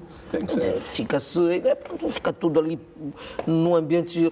Embora também se diga que o caso está entregue à PGR, vai ser... Pronto, esperemos bem que sim e que sirva de exemplo. As calendas gregas existem também, né? Há casos que depois vão nas chamadas calendas gregas. Né? A gente nunca sabe depois qual é o fim que foi dado. Como dizem, os casos de despronúncias, arquivamento de processos e etc. O juiz pode ser aparentemente expulso, não é? Vamos mudar de tema. Centenário de Holden Roberto nasceu a 12 de janeiro de 1923. A sociedade sabe disso? Eu acho a semana passada quando comentávamos a questão dos mártires do 4 de janeiro, estávamos a falar da necessidade de criar referências. O problema é que ainda e os políticos insistem muito nisso, ainda criamos, quer dizer, o sentido de patriotismo só é válido quando é para o nosso partido. Quando já se trata de pessoas que são de outros agrupamentos políticos, ali já não entra a questão do patriotismo. Basta ter outro posicionamento. É uma noção errônea, nociva, E perigosa até, daquilo que é o próprio sentido do patriotismo. E eu acho que a não valorização dessas figuras como Holden Roberto, que nós até podemos tentar ofuscar, mas a história é história. A história não se apaga. Ninguém consegue apagar os eventos históricos. Podes até adiá-los, mas apagar isso. E ele tem um percurso notável, quer queiramos, quer não, ao longo do processo da luta de libertação nacional. E então, eu acho que o próprio Estado, as instituições do Estado, o Executivo, só perde se não reforça essa dimensão do patriotismo destas pessoas que não foram necessariamente aliadas ao MPLA, no caso em concreto, para a libertação, a luta de libertação do país, né? Porque isto aqui dá-se a sensação de que os únicos que lutaram para a libertação do país, os únicos nacionalistas, são os do MPLA. Não.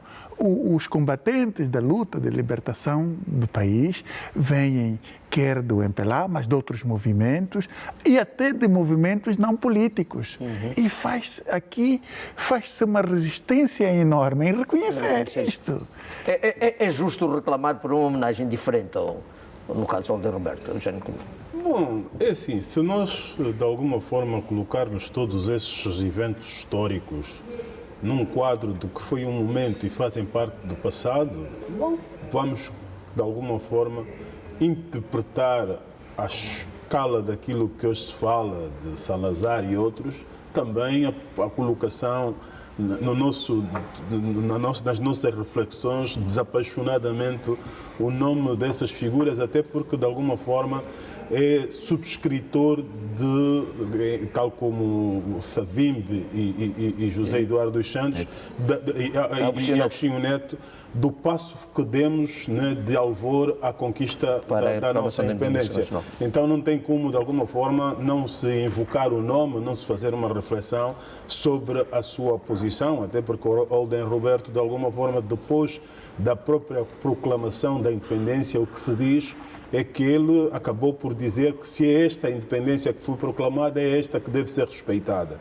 E quando o MPLA decretou a política de clemência, de alguma forma, Holden Roberto deu o espaço de muitos dos militantes da FENALA que viessem. Exatamente, ele foi para o exílio, mas deu espaço desses militantes se aproximarem ao MPLA, e nós vimos também que muitas pessoas que fizeram parte da FENALA foram repescadas, uns para as Forças Armadas, outros para a governação, criando um ambiente de total reconciliação. Não é? Então, eu creio que, independentemente do quadro, é possível sempre encontrar um espaço para caracterizar a figura. Nós vivemos uma realidade em que o que prevalece é a história dos vencedores, não é? Aquela, portanto, eu venci, eu estou, portanto, a minha versão, eu a história, eu é que faço. Eu acho que nós temos que parar primeiro para percebermos o que é que a independência significa para todos nós.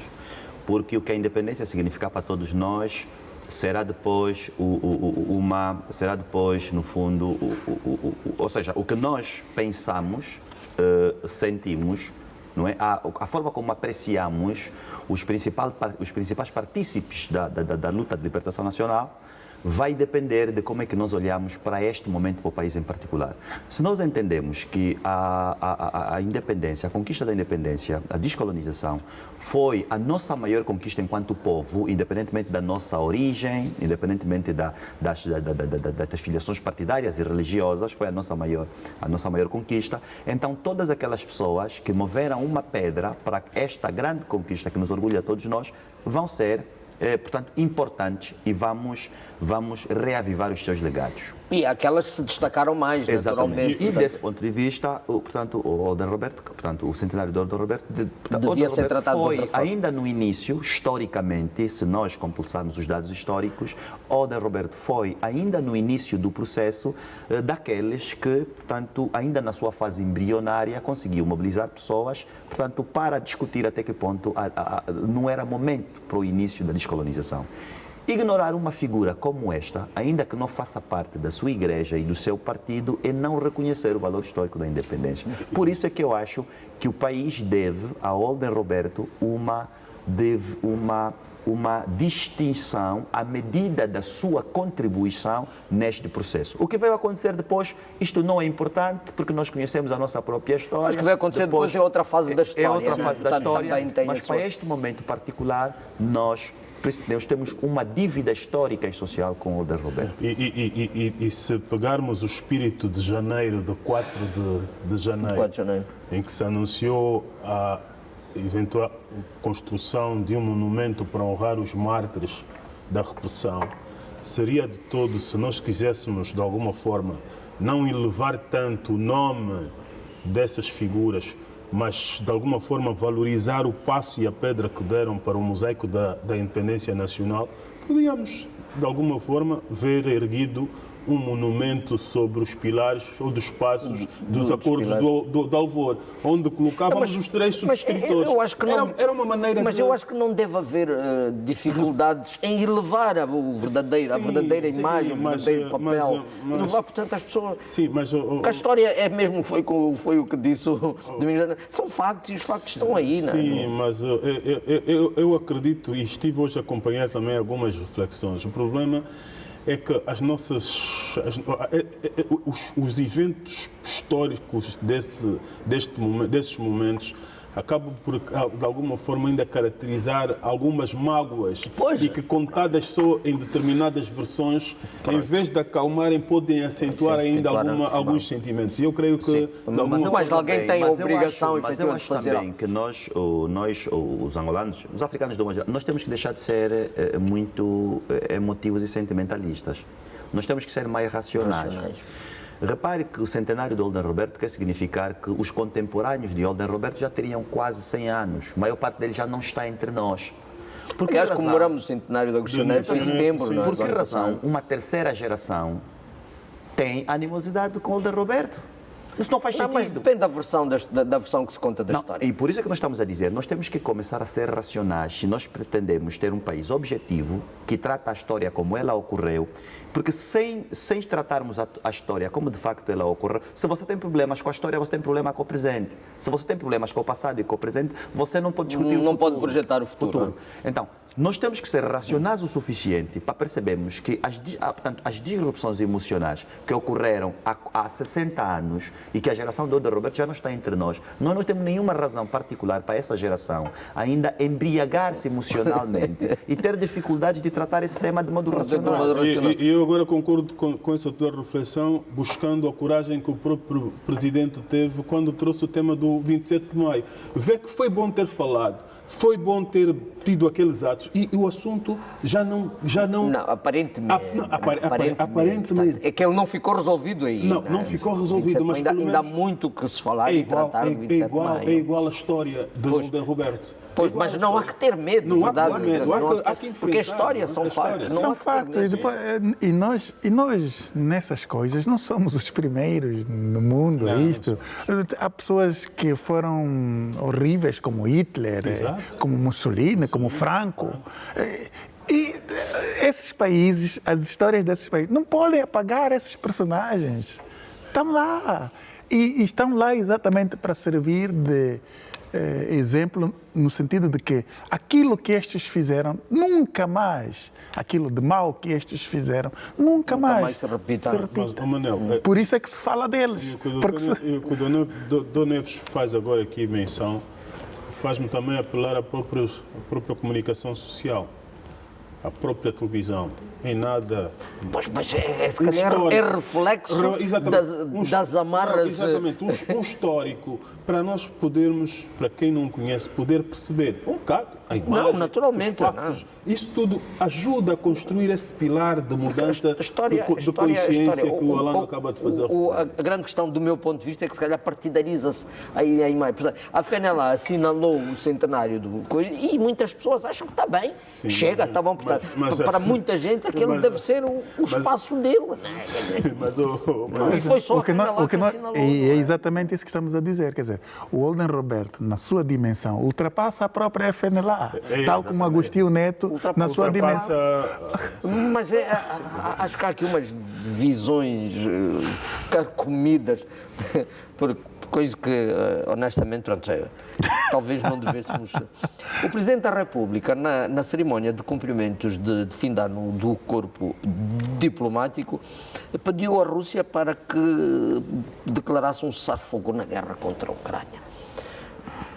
É o reafirmar das últimas posições do Presidente da República em relação à situação na Ucrânia, que tem todas as implicações que tem no plano energético, no plano alimentar, no plano da geoestratégia mundial, no plano das relações diplomáticas, no plano da reformulação, se quisermos, da visão do mundo. Bom, eu começo a interpretar a posição de Angola naquilo que é a expressão do Presidente da República enquanto representante diplomático primeiro do Estado angolano, como uma defesa de que Angola apoia apenas o respeito à política de paz. Daí que muita gente tentou interpretar, mas será que estamos a fazer uma mudança de paradigma da aliança externa? Não, Angola se advoga a posição de uma política de paz. E existindo um conflito que, independentemente de tudo, ao nível das relações internacionais, se interpreta como uma invasão, embora a Rússia defenda uma manutenção da continuidade do seu espaço territorial, Angola diz, ok, mas se a Ucrânia era considerada um país soberano, faz de todo sentido que eu, como intérprete da paz, advogue que a sua ação é uma invasão. Logo, é de todo uma voz que se junta àqueles que considera que o caminho escolhido pela liderança russa não devia ser o da guerra, mas sim de uma concertação diplomática. Os apelos estão feitos, mas é preciso interpretar a história em como Putin se apresenta nesta chamada invasão sobre a Ucrânia, considerando apenas que... Chamada de invasão ou invasão? É sim, Manel. Tu violaste limites geográficos fronteiriços. Manel, se calhar abençoados somos nós, que o nosso colonizador não tem extensão territorial. Abençoados somos nós. Porque esta questão da interpretação das colônias, da expansão territorial e depois da retirada e depois da minha tendência de tentar controlar, seria muito perigoso se a Europa estivesse aqui próximo de nós. Mas o direito internacional salvaguarda esse aspecto. O direito internacional salvaguarda. Portanto, Domingos das Neves domina melhor esse tópico, o Alano, certamente, salvaguarda, não é? É assim, nessa disputa há aspectos mais evidentes, mas também há aspectos, portanto, latentes, né? Os aspectos evidentes é que a Rússia invadiu a Ucrânia, um país soberano que tem direito, ou seja, e desse ponto de vista invadiu um país que tem o poder soberano de decidir o seu próprio futuro e dizer quando é que quer aderir à NATO e quando é que não quer. Desse ponto de vista, o mais evidente é isso. E essa discussão mais evidente vai nos levar a dizer que, e com todo sentido, a Rússia violou um território, violou os direitos humanos, está a fazer guerra e, portanto, desse ponto de vista é que a discussão em relação à qual a Rússia tem que parar com cessar-fogo é neste plano. Agora, o outro plano da discussão, que é onde os aliados começam agora a fortalecer as suas relações no domínio da geopolítica internacional, é quando Putin diz assim, não, no longo prazo temos que fragilizar a NATO, porque a NATO está a criar condições para asfixiar portanto, a corrente russa. Então, como é que se fragiliza a NATO? Não, se fragilizando a NATO é sinalizando a quem já se orienta, já sinalizou, a quem já está a se aliar a NATO, orientar de que isto tem custos políticos, tem custos econômicos, tem todo tipo de custos. E, portanto, mas passando esse sinal, forçamos a reflexão de todos aqueles que também têm na agenda isso. E desse ponto de vista, o que vai acontecer? Não, o mundo vai ter que se redefinir. Quem apoia a agenda ocidental, NATO, vai ter que dizer que apoia. E quem não apoia vai ter que dizer. Ou seja, na geopolítica internacional, as pessoas estão cansadas de não saber quem são os verdadeiros aliados políticos e quem são, portanto, os mais neutros. E, portanto, esta guerra na geopolítica tem um pouco isso. Por isso é que volta e meia o Conselho das Nações reúne para saber quem vota neutro, quem vota a favor. Desse ponto de vista, a narrativa de Angola não é só vista como uma reivindicação à invasão. É vista como uma deslocação portanto, dos seus aliados, desde o tempo da Guerra Fria até hoje, nessa lógica do capitalismo. E se for interpretado nessa perspectiva, para os russos, portanto, a Europa do Leste, Angola não está a ser interpretada apenas como um país que condena a guerra, como, por exemplo, podia ter feito um país com quem a Rússia sempre teve relações neutras. Até porque estes países com quem a Rússia sempre teve relações neutras não estão a fazer pronunciamentos públicos. Podem aconselhar, fazer uma chamada ao Putin e dizem diretamente ao Putin o que pensam. Agora, quando se criam fóruns no domínio, portanto, de interesse ocidental, os fóruns tomadas de posse, viagens, cerimônias e fóruns, e nestes fóruns desenhados para se mandar, portanto, para se sinalizar no mundo com quem se está. E é nesse fórum que a discussão é feita. Isto também é interpretado como alinhamento, desalinhamento. E, portanto, é desse ponto de vista que Angola começa a ser interpretada como um país que está a fazer uma inflexão do ponto de vista estratégico, portanto, mais da matriz Rússia, Europa do Leste, para o capitalismo. Angola, do ponto de vista econômico, sempre definiu bem os seus parceiros, portanto, tem parcerias com todos os países, ao lado da nossa balança comercial, com o Ocidente, com a China, com a Rússia, e sempre fez isso de forma muito, muito bem, muito equilibrada, e só por isso as relações comerciais que Angola tem com estes países portanto, é relativamente boa.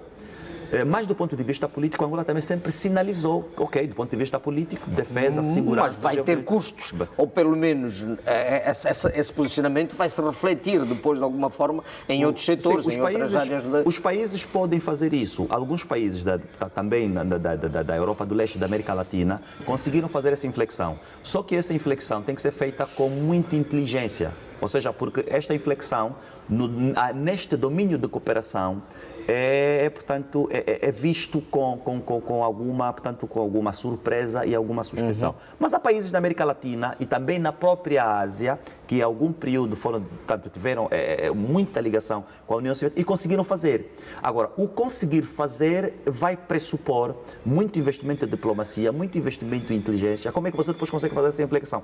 Isto é o que nós estamos aqui para assistir, portanto, no longo prazo. Nos próximos tempos. Sim. Neves. Não, eu acho que, no fundo... e alinho com a ideia do Clemente, no sentido de que, pronto, nós viemos de uma experiência terrível de guerra, como às vezes nos fazem recordar. E vendo o cenário da Ucrânia, quer dizer, isso nos vem à memória os eventos que passamos também. E então eu acho que fazer um posicionamento, ter um posicionamento que seja a favor do diálogo, e eu acho que tem sido essa a tônica da Angola. E é uma tônica que eu defendo também, porque, de facto, com a guerra se perde tudo, e é inútil. A guerra só enriquece as lobbies de armas, as indústrias armamentísticas. Isto aqui estamos agora a ver a exposição daquilo que são os produtos acabados das grandes indústrias armamentísticas, quer da Rússia, algum deles armazenados sem aparente utilidade. Pois, e eles precisam vender isso. E essa é a contralógica, quer dizer, a guerra como tal, a única lógica da guerra é vender armas. E não se pode vender armas sobre o sangue das pessoas, porque é muita gente que está a ser sacrificada, é muita vida que está a ser sacrificada. É um país, a própria Rússia está a ter vítimas também. Quer dizer, é irracional. Eu acho que é preciso criar corredores, ambientes, e hoje acho que Angola, pronto, no âmbito da Rússia, penso que a Rússia custa-lhes admitir que Angola possa ser. Possa estar. Também tem essa admissão. Possa ser. Então, mas está numa posição de referência moral. Exato. Exato. Mas a vida. Esta é a realidade. A vida na comunidade internacional tem dessas coisas. Mas é isto mesmo. Quer dizer, nós temos os desafios do desenvolvimento, porque agora, mesmo agora, esses países envolvidos neste conflito já estão a pensar, já estão a criar as lobbies para a reconstrução da Ucrânia. É outro negócio que já está à vista, não é? É tudo uma lógica de negócio. E continuamos no plano diplomático. Visita Angola do presidente da Zâmbia, Hakainde Hichilema. Quais para já qual a análise que se pode fazer de tudo quanto nós acompanhamos, tudo quanto vimos e ouvimos dessa visita? Eu acho que o que fica evidente é que, primeiro, há espaço para os países africanos melhorarem a sua cooperação no quadro do comércio intrarregional. O que acontece é que... Mas isso é que isso não tem parecido mais, entre aspas, um show-off. Falamos muito, cooperação regional, internacional, vizinhos... Sim, nós falamos muito disso. Fala-se muito da cooperação intrarregional, que deve ser dinamizada, mas o mais certo é que nós, em África, a nossa cooperação comercial dentro do continente é muito incipiente. Com a exceção da África do Sul, que transiciona de forma muito altos volumes de comércio com a Namíbia, com o Botsuana, mas de um modo geral, em África, portanto, as relações comerciais são muito incipientes. E a tônica do discurso do presidente da Zâmbia é que é possível melhorar-se a cooperação no domínio comercial entre a Zâmbia... É possível fazer-se a viragem. Essa mensagem ficou vingada. É possível. Portanto, já há países africanos cuja produção portanto, é suficiente também para exportar. E nós, quando olhamos para a nossa balança comercial, exportamos essencialmente dos países da Ásia, tanto da China, o Brasil, Portugal, portanto, o Reino Unido, sobretudo estes países. Né? Um pouco com a África do Sul, mas ainda assim com maior predomínio para todos esses países. E a questão que se coloca é que a exportação de produtos destes países acaba por ser, primeiro, mais caro para Angola, por causa mesmo da taxa de câmbio, primeiro, mas depois também por causa dos custos de transporte. Portanto, os navios da China para aqui demoram quase entre 30 a 60 dias, portanto, muito tempo. E os produtos perecíveis, quando chegam aqui, muitas das vezes já estão em contato. Por que não se importar, então, da Namíbia, da Zâmbia, cujos produtos podem demorar 3 dias, 2 dias, e, portanto, desse ponto de vista, a redução do custo de transportes. Primeiro é que nós, no caso particular de Angola, depois da descolonização, os parceiros que nós fomos arranjando, e depois também, portanto, nos voltamos um pouco à China, e hoje nós temos alguma, portanto, vamos ter... Não, mas então nós desvalorizamos claramente a ideia que passamos de que temos que virar-nos para nós, temos que cooperar entre nós, temos... Nós interrompemos aqui, Alano, desculpa, nós interrompemos aqui alguma dinâmica na percepção da comunidade de desenvolvimento dos países da África Austral. Dos países da África Austral.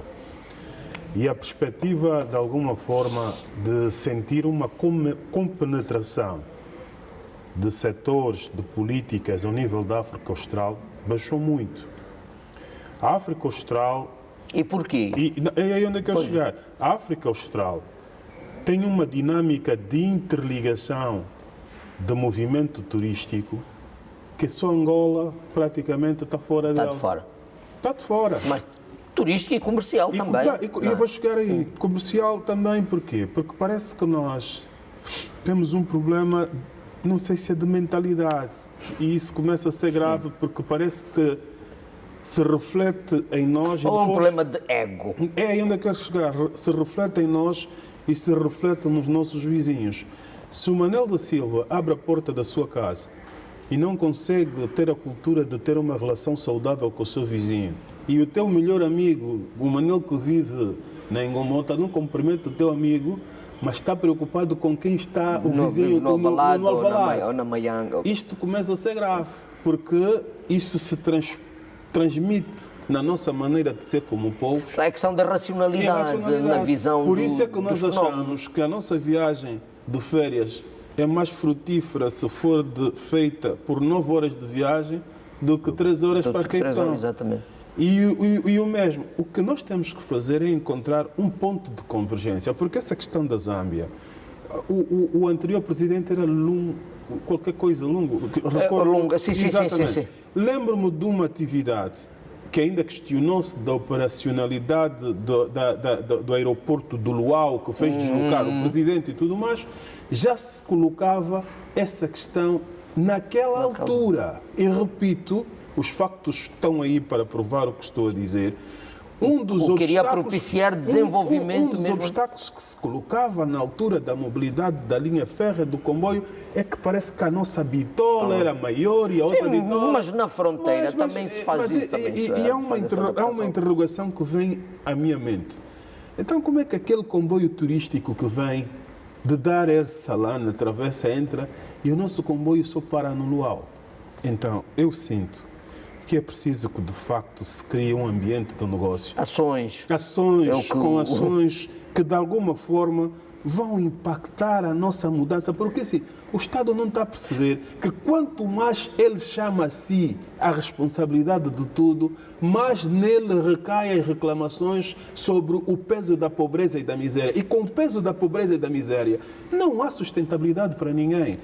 Nós temos que... O Estado tem que largar a ideia de que eu sou apenas a porta das políticas de orientação, mas o mercado tem que fluir independentemente do Clemente se apresentar como um empresário de ligação à governação do presidente ou não. Portanto, não basta mostrar as oportunidades, é preciso transformar essas oportunidades em realidades. Exatamente. É preciso isso. Portanto, aliás, vimos recentemente o Presidente da República foi ao Ghana, foi ao Senegal, e o discurso foi exatamente esse. Precisamos olhar para nós, precisamos fazer acontecer a cooperação entre nós, precisamos desenvolver-nos, mas... Mas, por um lado, eu acho que é preciso, quer dizer, e esses discursos do Sr. Presidente são muito bons, mas depois temos que ter os incentivos práticos. Quer dizer, temos que ter... Hoje, o nosso país é definido como uma economia aberta, né? E a economia aberta só funciona com um empresariado funcional, digamos, passe o pleonasmo. O que acontece é que é isso mesmo, quer dizer, é o contrário. Nós estamos a funcionar, nós queremos fazer funcionar a economia aberta, mas na lógica tipo da Sonangol naquela época. É parceiro, mas também é regulador. Quer dizer, não funciona assim, isso não funciona assim. E veja sempre que nós reunimos com a Zâmbia, entre os vários produtos, agora entrou a questão do petróleo da refinaria do Lubito, mas coloca sempre a questão do sal e do peixe. Epá, camaradas, temos aqui zonas industriais que estão em falência. Os empresários da Zâmbia vêm, façam com parcerias e ponham sal a ser... Quem tem capital investe. Quer dizer, sempre que há uma reunião Angola e Zâmbia, a retórica é que a Zâmbia precisa de muito sal, precisa de muito peixe. Mas temos o corredor do Lubito. Temos o corredor do Lubito. Há quantos anos, meu Deus? Quer dizer, o projeto do corredor do Lubito é dos anos 80. Muito embora não é pelos cabelos brancos, muita gente pela genética pode ter cabelos brancos mais cedo.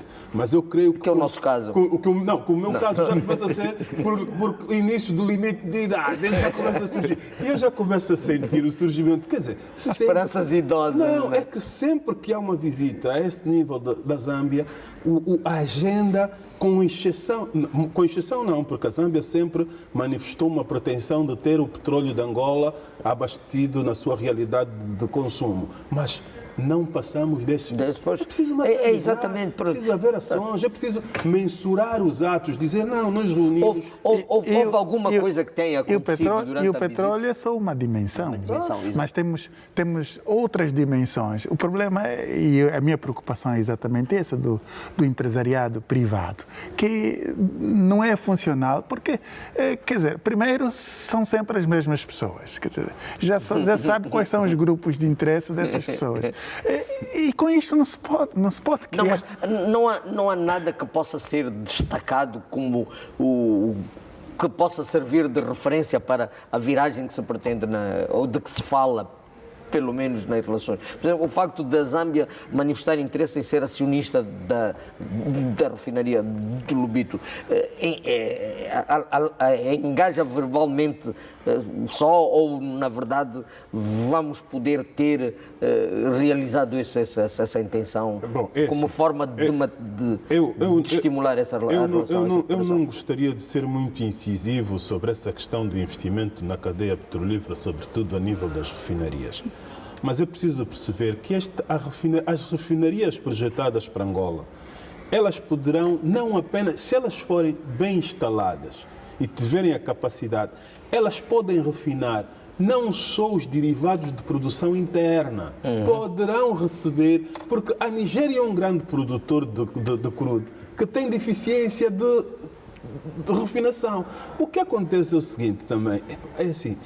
Não, eu sinto boa vontade do ministro, o ministro tem falado, mas é preciso consolidar a ação. Não, mas eu falei da refinaria, como falaria, por exemplo, o facto de se ter atribuído a concessão do corredor do Lubito a uma entidade privada pode ser um fator que venha a estimular e a materializar essas manifestações de vontade. Só para terminar, o ministro manifestou que há essa abertura, mas assim, é preciso colocar no mercado, para a gente perceber, não é? Se a Zâmbia entra com quanto, se a Namíbia também poderá entrar. Quer dizer, criar aqui um nicho de mercado capaz de internacionalizar o nosso produto. Nós temos o primeiro incentivo para estabelecer relações comerciais com os países africanos podia ser a possibilidade de reduzirmos os custos dos bens importados, já que nós somos um país extremamente importador. Outro é a possibilidade de se estabelecer parcerias com países africanos, com empresários africanos, e criarmos, portanto, conglomerados empresariais, portanto, com empresários do setor privado aqui, fortes, e fazer-se isso. Estes, no domínio mais econômico de redução de custos, estes podiam ser os principais incentivos. Mas também as evidências mostram que a aproximação no domínio de parcerias comerciais tem também a ver com alguma aproximação cultural. Por isso é que vamos ver, por exemplo, que a África do Sul, a Namíbia e o Botsuana e as Ilhas Seychelles têm esta aproximação. Nós temos com a Zâmbia. Sim. Se quisermos também, temos com a Namíbia. Por isso é que vamos ver, por exemplo, que as relações comerciais entre a Nigéria e o Ghana é tão grande. Aliás, eles vão além disso. Eles uniformizaram seu sistema de ensino. Quem faz testes no Ghana pode estudar na Nigéria. Quem faz na Nigéria estuda no Ghana. E foram mais longe. Quem faz na Nigéria ou no Ghana pode estudar no Reino Unido. Né? Então, esta aproximação cultural depois vai levar as pessoas a conviverem junto até no domínio comercial, a explorarem oportunidades. Nós, em relação a isso, temos que focar. Nós falamos das viagens de 9 horas. As nossas viagens de 9 horas vão para Portugal e vão para o Brasil. Por isso é que a nossa balança comercial em relação a Portugal, em relação a estes países, é mais, portanto, tem um peso superior aos países africanos.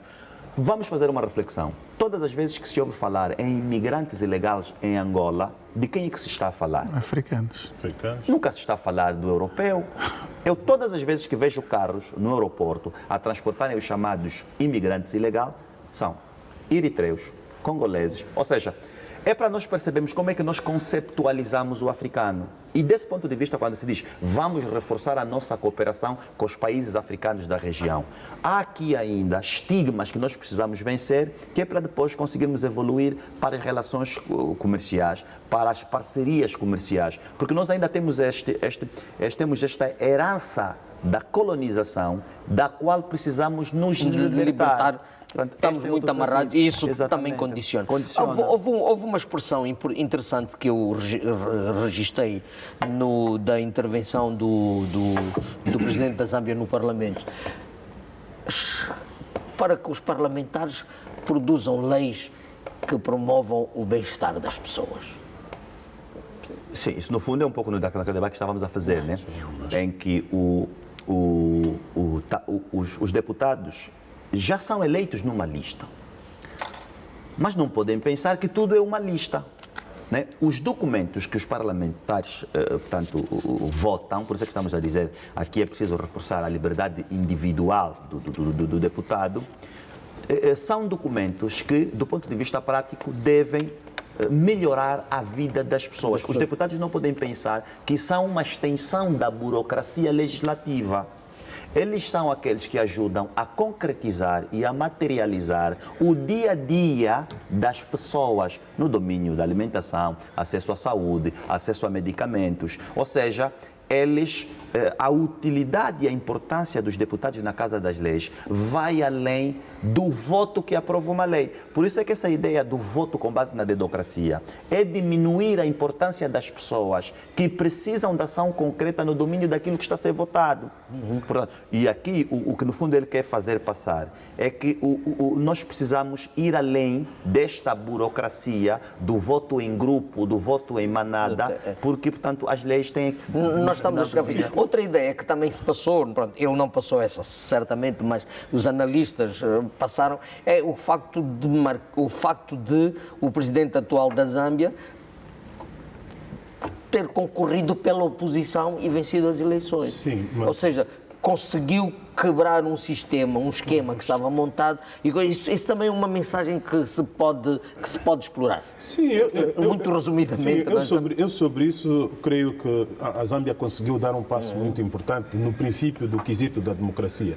Mas eu ia nas relações comerciais. O facto da Zâmbia pedir o retomar das ligações aéreas, Angola devia aproveitar, porque a Zâmbia tem um pilar de um polo turístico importante, que é a região de Livingstone, que faz fronteira com a região de Vitória Falls.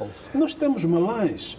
É preciso estimular uma interligação com vantagens. A Zâmbia, nesse momento, da mesma forma que hoje ela precisa de Angola para o escoamento de determinadas valências que tem económicas, nós precisamos da Zâmbia para que os turistas que atingiram saturação de visita em Vitória Falls e Livingstone possam conhecer as quedas de Calandula. Domingos das Neves, nessa última questão colocada, para fecharmos... Sim, eu acho que, pronto, é uma das coisas com a qual fiquei bastante surpreendido é o termo absurdo, não é? Quer dizer, há coisas que nós vamos comprar a uma distância abismal, mas temos aqui próximo. E, portanto, o sentido de reforçar, não só nos discursos, as relações comerciais, são tão importantes. Aliás, o que hoje é a configuração da União Europeia é isso mesmo. É a capacidade de fluidez que existe no mercado entre aqueles países todos. Porque se tivessem as barreiras que têm em África, esses países todos, incluindo Portugal, estariam ainda na cauda do desenvolvimento. Mas porque há uma concepção de equilíbrio e, portanto, de partilha do mercado, rompendo algumas barreiras, isso funciona. E nós podemos fazer funcionar isto. Mas é preciso, como disse bem o Alano, quer dizer, romper, tirar o âmbito, quer dizer, o pensamento de mais uma burocracia institucional, que é o Parlamento, no caso. Né? Porque, de facto, o Parlamento, se não tem no seu âmago, como seu objeto principal, criar leis que favoreçam o bem-estar dos cidadãos, não serve a nada. Não serve para nada. Muito obrigado, Domingos das Neves, obrigado, Alano Cicato, obrigado, Eugênio Clemente, obrigado a si também, caro telespectador. Nós voltamos a ver-nos no próximo sábado com mais temas sobre a realidade e a atualidade noticiosa no nosso país. Fique bem, até sábado. Pronto, eu acho que... Fizemos um bom programa.